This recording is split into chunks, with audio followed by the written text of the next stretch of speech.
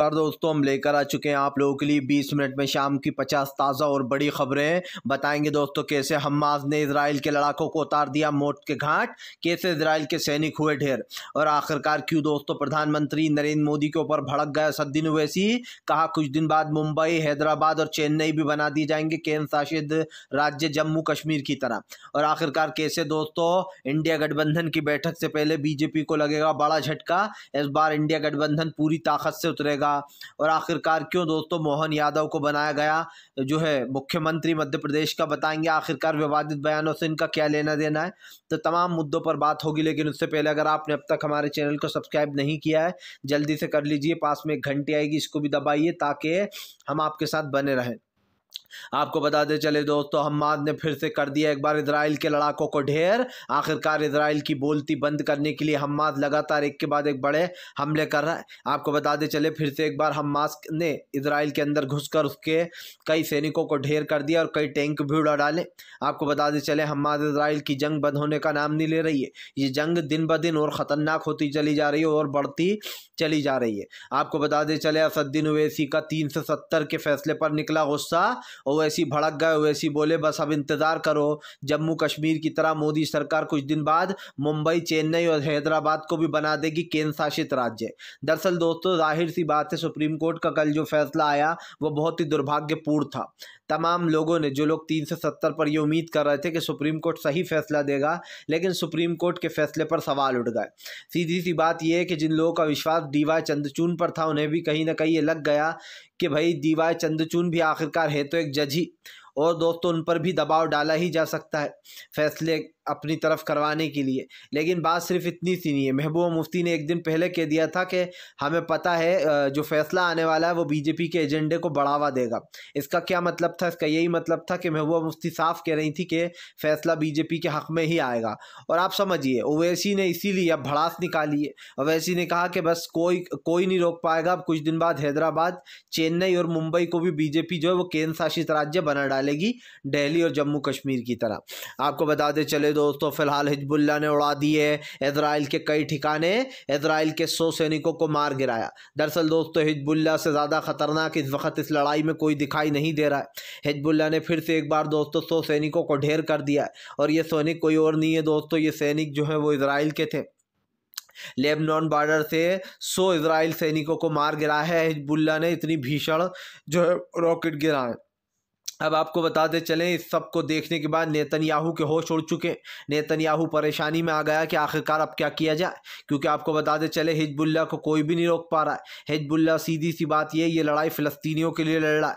आपको बताते चले अब हिजबुल्लाह का ये कारनामा देखकर कहीं ना कहीं दंग रह गया है नेतन्याहू। आपको बताते चले दोस्तों दिग्विजय सिंह ने भरी संसद में लगा दिया अमित शाह की क्लास। अमित शाह मुँह ताकते रह गए और दिग्विजय सिंह ने पढ़ा दिया सिर्फ 5 मिनट में पूरा इतिहास। दरअसल दोस्तों गृह मंत्री अमित शाह और पूरी बीजेपी खास कर दोस्तों पंडित जवाहरलाल नेहरू को बदनाम करने में लगी रहती है कि उनकी वजह से पाक जो है वो हमारा नहीं है। लेकिन दोस्तों आखिरकार दिग्विजय सिंह ने बता ही दिया कि पाक जो है आज जो पाक हमारा हिस्सा है, खास कर दोस्तों जो कश्मीर है जो हमारा हिस्सा है वो किसकी वजह से। उन्होंने आपको बताते चले दिग्विजय सिंह ने कहा कि अमित शाह जी आप कुछ भी कहते रहें, लेकिन सच्चाई यही है कि आज अगर कश्मीर हमारा हिस्सा है तो वो सिर्फ पंडित जवाहरलाल नेहरू की वजह से। क्योंकि दोस्तों आपको बताते चलें इतिहास के बारे में कुछ भी बोलना बहुत ही आसान बात होती है, लेकिन सच्चाई ये है दोस्तों कि फ़िलहाल आपको बताते चले नवाब जूनागढ़ है जहाँ पर सबसे ज़्यादा हिंदू पॉपुलेशन थी दोस्तों, उस वक़्त वहाँ के हिंदुओं ने कहा था कि हम पाकिस्तान जाना चाहते हैं। आप समझिए ये पूरी बात थी। यही नहीं, जब जो है यहाँ पर जब शेख अब्दुल्ला से कहा गया तो उन्होंने बाकायदा पंडित जवाहरलाल नेहरू जो थे उन पर विश्वास जताया था, और इसीलिए दोस्तों कश्मीर आज हमारा हिस्सा, यानी कि जो शेख अब्दुल थे, जो अब्दुल, उन्होंने पूरा विश्वास जताया था। पंडित जवाहरलाल नेहरू ने उनसे वो की थी अपील कि जो है आप यहीं रहिए भारत में, और भारत का हिस्सा ही रहने दीजिए कश्मीर को। तब उन्होंने उनकी बात मानी थी दोस्तों, और कश्मीर हमारा हिस्सा था। क्योंकि पहले राजा महाराजा फैसला लिया करते थे कि वो कहाँ रहेंगे, कहाँ जाना है। कुछ राजा महाराजा पाकिस्तान चले गए, अपनी रियासत लेकर पाकिस्तान में शामिल हो गए, तो कुछ लोगों की जो रियासत थी वो यहीं पर पंडित जवाहरलाल नेहरू पर दोस्तों अब्दुल शेख ने अपना विश्वास जताया था, और कहा जाता है उनके कहने पर ही नहीं, आज जम्मू जो है दोस्तों वो हमारा हिस्सा है, कश्मीर। इसी को लेकर कहीं ना कहीं पूरा ज्ञान फैला दिया दिग्विजय सिंह ने। आपको बताते चले दोस्तों फिलहाल बिगड़ गई है जो यहाँ पर स्थिति इंडिया गठबंधन की बैठक में दोस्तों, कहीं ना कहीं बीजेपी को लगने वाला बड़ा झटका। दरअसल आपको बताते चले इधर इंडिया गठबंधन की बैठक में अब बड़ा फैसला लिया जाने वाला है। इंडिया गठबंधन की बैठक में दोस्तों ये फाइनली तय हो जाएगा कि आखिरकार कौन कितनी सीट पर चुनाव लड़ेगा, कहाँ किसको कौन सी सीट पर मजबूत है, ये सारे आकलन लगाए जाएंगे। आपको बताते चले पहले का रिजल्ट भी निकाले जाएंगे कि पिछले चुनाव में क्या रिजल्ट था, कहाँ कौन कितना ज़्यादा मजबूत नजर आया था, उस हिसाब से सीट बंटवारा होगा ताकि दोस्तों आने वाले समय में मोदी सरकार को आसानी से हराया जा सके। मुझे लगता है दोस्तों अगर कोई मजबूती से चुनाव लड़े तो बीजेपी को हराना बहुत ही आसान है। और उत्तर प्रदेश में भी ये चीज़ देखना होगी हमें कि कहाँ कौन सी सीट कौन जीतता हुआ नजर आ सकता है, तो कहीं ना कहीं पूरा दाव वहीं पर लगेगा। आपको बताते चले दोस्तों इजराइल हमास की जंग के बीच में अब लेबनान की सरकार को दे डाली नेतन्याहू ने धमकी। नेतन्याहू बोला हिजबुल्लाह को रोको वरना फिर हम कर देंगे हमला। दरअसल दोस्तों हिजबुल्लाह मानने को तैयार नहीं है। हिजबुल्लाह एक के बाद एक अटैक कर रहा है, तो अब लेबनान से गुहार लगाई है नेतन्याहू ने कहा कि फ़िलहाल तत्काल में संभालो हिजबुल्लाह को वरना हम अटैक कर देंगे तुम्हारे लेबनान पर। दरअसल दोस्तों साफ दिखाई दे रहा है कि हिजबुल्लाह को लेबनान के लोग भी हटा नहीं पा रहा है वहाँ की बॉर्डर से, क्योंकि जिस तरीके से हिजबुल्लाह हमले कर रहा है उससे एक चीज़ तो साफ हो जाती है कि हिजबुल्लाह के अटैक से दोस्तों परेशान हो चुका है इजराइल। क्योंकि सिर्फ आप समझिए एक ही बार में उसने 100 सैनिकों को ढेर कर दिया और इस बात से उसको बहुत डर लग रहा है इजराइल को, और यही कारण है जो इस पर कहीं ना कहीं बहस भी छिड़ी हुई है। आपको बताते चले दोस्तों मध्य प्रदेश का सीएम बने मोहन यादव का दोस्तों विवादित बयानों से पुराना लेना देना। दरअसल दोस्तों एक ऐसे इंसान को आप समझिए सीएम बनाया गया है जो दोस्तों आरएसएस के काफ़ी करीब है, मोहन यादव। आपने इनका नाम भले ही ना सुना हो लेकिन इनके अब पहले के वीडियो वायरल हो रहा है जिसमें बाकायदा ये हिंदुत्ववादी बयान देते हुए नजर आ रहा है। दरअसल दोस्तों शिवराज सिंह चौहान की वजह से ही मध्य प्रदेश में सीटें मिली और शिवराज सिंह चौहान को ही किनारे कर दिया गया। अब मोहन यादव को क्यों चुना गया ये भी सुन लीजिए। मोहन यादव एक आरएसएस के नेता है। जानबूझकर 2024 में हिंदुत्व का माहौल बनाना है दोस्तों, नफरती भाषा को फैलाना है, जगह जगह नफरत फैलानी है, तो बीजेपी ने जानबूझकर अब हर जगह योगी मॉडल अपनाया जा रहा है। योगी जैसे हिंदुत्ववादी लोग दोस्तों जो सिर्फ हिंदुत्व को बढ़ावा देते हैं, ऐसे लोगों को बीजेपी सीएम बना रही है हर राज्य में, ताकि अगर विवादित बयान देना हो या फिर कुछ एजेंडा चलाना हो तो वो लोग काम आ सकें और लोग हिंदुत्ववादी लोग उन्हीं को वोट दें। तो अब आप समझ सकते हैं कि हर राज्य में हिंदुत्व की एक नई परिभाषा लिखने की तैयारियां हो रही हैं। और बेचारे जिस शिवराज सिंह चौहान ने इतनी सीटें जितवाई दोस्तों उन्हीं को किनारे कर दिया। और मुझे लगता है राजस्थान में अब वसुंधरा राजे का नंबर है, उनको भी किनारे करने की फिराक में बीजेपी है। आपको बताते चले दोस्तों फिलहाल इंडिया की अगली बैठक से पहले उद्धव ठाकरे की सामना में बड़ा जिक्र किया गया कांग्रेस का। आपको बताते चले उद्धव ठाकरे की सामना में यानी कि उनका जो अखबार आता है उसमें लिखा गया है कि फिलहाल ईवीएम को बंद कर देना चाहिए, ईवीएम में लगभग घोटाला ही हो रहा है। आपको बता दें सामना में लिखा गया है कि जब तक पोस्टर बैलेट की गिनती होती रही तब तक कांग्रेस 199 पर आगे रही, 199 सीटों पर। लेकिन जैसे ही ईवीएम खुलना शुरू हुई कांग्रेस अचानक से पिछड़ गई। उन्होंने कहा कि ईवीएम को बंद होना चाहिए। यही नहीं, उन्होंने अपनी सामना में ये भी लिखा है कि कांग्रेस को ऐसे नेताओं को बाहर करना चाहिए जो कांग्रेस में रहकर उन्हीं की बुराई करने का काम कर रहा है, कांग्रेस के करीबी। आपको बता दें उन्होंने कहा अगर कांग्रेस ऐसा नहीं करती तो 2024 में उसको मुश्किलों का सामना करना पड़ सकता है। और ये बात सच भी है दोस्तों। हमने देखा है कैसे जो है शंकराचार्य जो हैं जो कि प्रियंका गांधी के गुरु माने जाते हैं, वो आए दिन कांग्रेस का मोर्चा खोले बैठे रहते हैं, कांग्रेस की बुराइयां करते हैं और ख़ुद ही कांग्रेस को हिंदू विरोधी सनातन विरोधी बताते हैं। तब आप समझ लीजिए ऐसे लोगों को कांग्रेस ने अब तक निकाला नहीं है पार्टी से बाहर। आपको बताते चले दोस्तों फिलहाल आर्टिकल 370 हटने के बाद भड़क गई महबूबा मुफ्ती बोली सुप्रीम कोर्ट से ये उम्मीद नहीं थी हमें, लेकिन उन्होंने कहा कि मुझे पता था फैसला कुछ ऐसा ही आएगा। दरअसल दोस्तों आपको बताते चले महबूबा मुफ्ती ने एक दिन पहले भी बोल दिया था कि उन्हें पता था आर्टिकल 370 पर सुप्रीम कोर्ट क्या फैसला देगा। आपको बताते चले कहीं ना कहीं महबूबा मुफ्ती को यह आभास हो गया था कि बीजेपी को एजेंडे को बढ़ावा दिया जाएगा। अब ऐसा उन्होंने क्यों बोला ये तो वही जानती है महबूबा मुफ्ती दोस्तों, लेकिन कोर्ट के इस फैसले पर कई लोगों को बहुत ही आशंका हुई, बहुत दुख हुआ कि कोर्ट ने ऐसा फैसला सुनाया। और आप लिख के ले लीजिए, मैं ये नहीं कहता दोस्तों, मैं किसी पे इल्ज़ाम नहीं लगा रहा, लेकिन जितने भी हाई प्रोफाइल केस होते हैं उसमें भी वो सारे केस बीजेपी के पक्ष में ही जाते हैं। आप देख लीजिए उठाकर, अगर आप यकीन नहीं मानते तो राम मंदिर वाला केस उठाकर देख लीजिए, उसमें बीजेपी लगातार ये कहती है कि राम मंदिर हमने बनवाया। इसका क्या मतलब होता है? इसका मतलब तो यही होता है कि आपने फैसला आपने करवाया, आपने दबाव डाला जज पर कि क्या फैसला देना है। इसका तो यही मतलब होता है। आप खुलेआम बार बार कहते हो राम मंदिर हमने बनवाया, अब आप ये भी कह देना 300 आर्टिकल 70 जो है उस पर भी हमने ही दबाव डाला तब ये फैसला आया। तो बीजेपी दोस्तों अपने फैसलों को मनवाना जानती है। और आप समझिए, कल प्रधानमंत्री कह रहे थे कि सुप्रीम कोर्ट का ये फैसला ऐतिहासिक है, तब मुझे प्रधानमंत्री की एक बात याद आ गई कि प्रधानमंत्री जी जब सुप्रीम कोर्ट ने कहा कि भैया दिल्ली की कमान केजरीवाल के पास ही रहेगी, हम किसी एलजी को नहीं जानते, तब तो आपने रातों रात अध्यादेश कानून लाकर सुप्रीम कोर्ट के फैसले को बदल दिया। तब आपको सुप्रीम कोर्ट का फैसला ऐतिहासिक नहीं दिखा।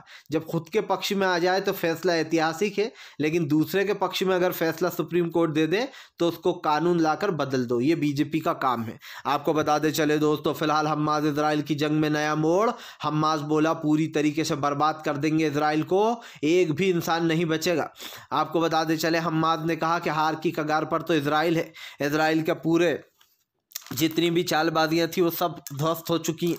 आपको बता दे चले दोस्तों, हमास इजराइल की जंग में अब सीधी आर पार की लड़ाई चल रही है। यहाँ पर साफ दिखाई दे रहा है कि हमास रुकने को तैयार नहीं है। उसने इजराइल को चेतावनी देते हुए कहा है कि वो तैयार रहे, क्योंकि ये कहीं ना कहीं दोस्तों इजराइल के लिए अब एक ख़तरनाक सपने जैसा बनने वाला है। इजराइल को बर्बाद करने की कसम खा ली हमास ने साफ कहा इजराइल को बर्बाद कर देंगे पूरी तरीके से, जब तक कि फ़लस्तीन भाइयों का बदला नहीं ले लेते। फ़लस्तीनियों के साथ खड़े रहेंगे अंत तक। जाहिर सी बात है दोस्तों, फ़लस्तीन वाले मामले में कहीं ना कहीं फंस गए हैं अब ये लोग। अब ये देखना होगा कि आगे चलकर क्या होने वाला है। आपको बता दे चले दोस्तों, अखिलेश यादव ने बीजेपी के ऊपर निकाली भड़ास। अखिलेश बोले इंडिया गठबंधन से बीजेपी डरती है। अखिलेश यादव ने नोटों का जिक्र करते हुए कहा कि बीजेपी ढिंढोरा पीट रही है कि हमें कांग्रेस के नेता के घर से 250 करोड़ मिले। उन्होंने कहा कि ये बीजेपी की ही तो नाकामी है। जरा मोदी सरकार से पूछिए किस जिले, कौन से बैंक, कौन से शहर के किस बैंक में 2000 के नोट कितने, कहाँ नोट है। उन्होंने कहा 2000 के नोट छापे गए लेकिन सब गायब हैं। न जाने कितने लोगों के ने ऐसे ही एमएलए ने अपने घरों पर जो है नोटों का बंडल बनाकर रखे होंगे। उन्होंने कहा कि अभी तमाम बीजेपी के नेताओं के पास से करोड़ों रुपए बरामद हुए हैं, लेकिन सरकार ये बताए कितने पैसे उनको वापस दिए गए, कितने उनके पैसे रख लिए गए। सीधी सी बात ये है दोस्तों कि जब बीजेपी के नेताओं के पास करोड़ों रुपए निकलते हैं तो बीजेपी चुपचाप बैठी रहती है, कुछ नहीं बोलती है। लेकिन अगर एक भी विपक्ष के नेता के पास कोई नोट वगैरह निकल आए तो बीजेपी फौरन बोलने लगती है। क्यों भाई? जब खुद के पास निकलते हैं तो चुप, दूसरे के पास निकलते हैं तो अमित शाह भी सवाल पूछते हैं। आपको बता दें चले दोस्तों, फिलहाल एक बार नहीं 100 बार कहूँगा कि ये जम्मू कश्मीर का ये जो 300 आर्टिकल 360 पर फैसला आया ये गलत है। आपको बता दें चले, दरअसल उमर अब्दुल्ला ने कहा कि डेमोक्रेसी की भले ही बैंड बज जाए, इससे किसी को अब कुछ लेना देना नहीं है। दरअसल आपको बता दें, फारूक अब्दुल्ला के बेटे उमर अब्दुल्ला ने जमकर भड़ास निकाली। उन्होंने कहा कि ये आज बहुत ही दुखद दिन है, एक तरीके से ये काला दिन बता दिया उन्होंने कहा कि आज का ये फैसला लोगों को, खास करके जम्मू कश्मीर के लोगों को हमेशा याद रहने वाला है। आर्टिकल 370 हटने के बाद सरकार के बड़े दावे किसी गुब्बारे में से निकली हवा की तरह हो गए दोस्तों। जब सरकार ने कहा था कि 370 हटने के बाद अब आतंकवाद खत्म हो जाएगा, लेकिन आतंकवाद दोगुनी स्पीड से बढ़ गया। यही कारण है दोस्तों जो आर्टिकल 370 पर अब बहस छिड़ी हुई है।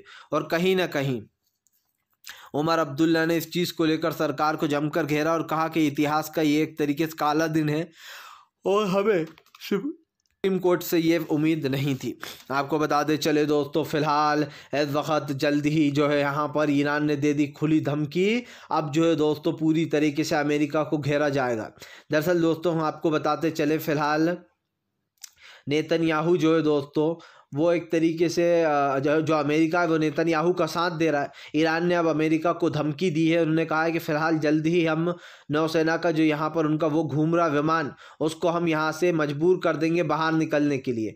दरअसल आपको बता दें चले दोस्तों, फ़िलहाल अपने रॉकेट उड़ाए जा रहे हैं लगातार अमेरिका की तरफ से। उसको जो है यहाँ पर साफ कहा गया है कि इस वक्त हेजबुल्लाह इजराइल से ज़्यादा सैनिक जो है दोस्तों वो उसमें मारे जा रहा है। इसी को लेकर कहीं ना कहीं अब ईरान ने भी धमकी दी है कि जो जेट फाइटर उड़ाए जा रहा है अमेरिका, उसको हम यहाँ से बाहर निकलने को मजबूर कर देंगे। कहीं ना कहीं ये साफ दिखाई दे रहा है कि इस वक्त दोस्तों अब ईरान अमेरिका के पीछे पड़ चुका है।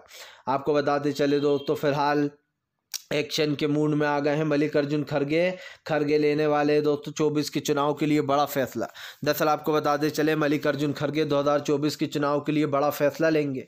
बताया जा रहा है मल्लिकार्जुन खरगे के इस फैसले से दोस्तों कहीं ना कहीं कांग्रेस में एक बड़ा बदलाव होने वाला है।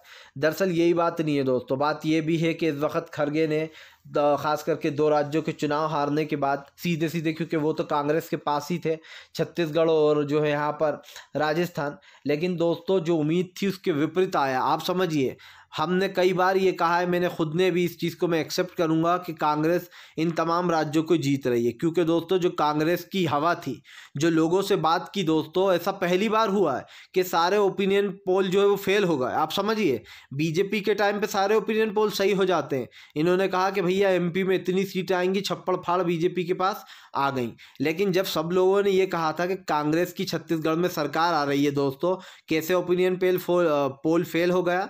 क्योंकि ईवीएम में दोस्तों खेल तो होता है, जाहिर सी बात है ये सब कुछ ईवीएम का ही गेम है। भले ही कुछ भी हो जाए, कुछ तो गड़बड़ हो ही जाती है।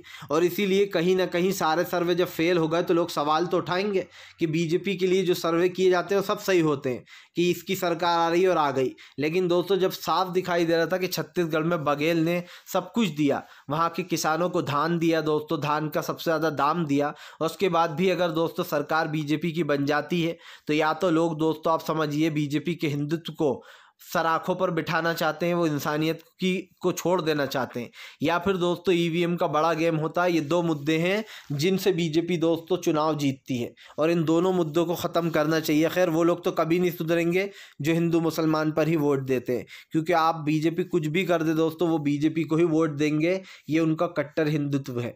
आपको बता दे चले दोस्तों फिलहाल भारतीय जनता पार्टी को पूरी तरीके से एक्सपोज करने के लिए दोस्तों आपको बताते चले अब आ गए हैं केजरीवाल आगे। केजरीवाल ने कहा ईडी सीबीआई की कार्रवाई सिर्फ बीजेपी की हवाई है। उन्होंने कहा कि ईडी सीबीआई को पीछे लगाकर विपक्ष को डराने की कोशिश की जाती है।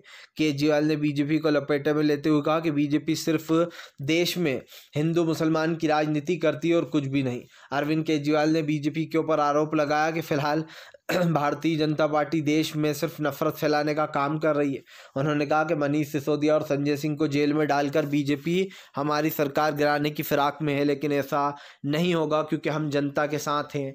दोस्तों अगर देखा जाए तो केजरीवाल के जो हमले हैं आजकल वो बीजेपी के ऊपर कम भी हो गए हैं। वो इसलिए भी दोस्तों क्योंकि शायद केजरीवाल अकेले पड़ चुके हैं अभी फ़िलहाल, क्योंकि उनके जो दिग्गज दाएं और बायां हाथ था सिसोदिया और रावत, संजय सिंह, वो दोनों ही जेल में बंद हैं और कहीं ना कहीं इससे केजरीवाल को बहुत बड़ा इफेक्ट पड़ा है। आपको बता दें चले दोस्तों पूरी तरीके से जो है यहाँ पर हूती विद्रोहियों का चैलेंज, हूती यमन के हूती विद्रोही बोले बर्बाद कर देंगे हम पूरी तरीके से इजराइल को, कहीं का नहीं छोड़ेंगे। तो नेतन्याहू भड़क गया, अमेरिका से लगाई गुहार। दरअसल दोस्तों यमन ने कहा है कि फ़िलहाल वो पूरी तरीके से तबाह कर देगा जो है नेतन्याहू को। अब अमेरिका पहुंचकर यमन के ख़िलाफ़ जो है चंडे का युद्ध की तैयारी करने में लग गया है नेतन्याहू। उसका कहना है कि फ़िलहाल हमें अब युद्ध करना है यमन से। आपको बता दें चले दोस्तों फ़िलहाल यमन की धमकी के बाद अब बौखला उठा है इजराइल का नेतन्याहू। साफ दिखाई दे रहा है दोस्तों कि यमन के बहकाने पर बहक गए हैं बुरी तरीके से। आपको बता दें चले दोस्तों फ़िलहाल हमास इजराइल की जंग में आ सकता है नया मोड़। आने वाले समय में हमें एक चीज़ देखने को मिल सकती है। दरअसल नेतन्याहू ने अब ऑफ़र दिया, आप समझिए, कह रहा है कि तुम लोग लगभग हार की कगार पर हो, तुम जो है यहाँ पर सरेंडर कर दो। अब आप समझिए दोस्तों हार की कगार पर कौन है ये तो आने वाला वक्त ही बताएगा, लेकिन सरेंडर कौन करेगा ये भी वक्त बताएगा, क्योंकि इजराइल खुद ही बर्बादी की कगार पर है, वो दूसरों को नसीहत दे रहा है। और इतना भी जो दोस्तों इजराइल खड़ा हुआ है ना उसकी मदद अमेरिका कर रहा है। अगर अमेरिका उसकी मदद ना करे दोस्तों तो इजराइल पूरी तरीके से बर्बाद हो जाए, लेकिन इजराइल की मदद बाकायदा अमेरिका बड़े पैमाने पर कर रहा है। फिलहाल दोस्तों अगर आपको हमारा वीडियो अच्छा लगे तो कृपया इसको लाइक करें, चैनल पर पहली बार आए सब्सक्राइब करें ताकि ऐसे वीडियो दोस्तों आपको आगे भी मिलते रहें।